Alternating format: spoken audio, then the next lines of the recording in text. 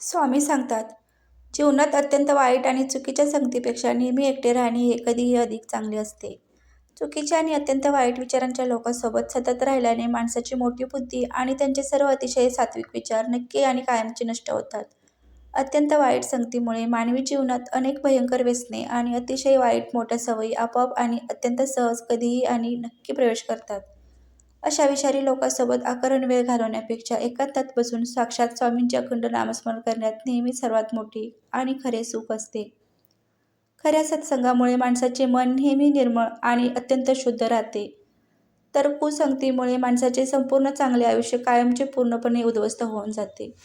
स्वामींचे चांगले विचार मानणाऱ्या आणि अत्यंत प्रामाणिकपणे जगणाऱ्याला सज्जन लोकांचीच मोठी आणि अत्यंत खरी सोबत माणसाच्या जीवनात नेहमी नक्की आणि कायम निवडावी. कुसंगती टाळा, नामस्मरणात राहा आणि सज्जनाची सोबत धरा. श्री स्वामी समर्थ. जय जय स्वामी समर्थ.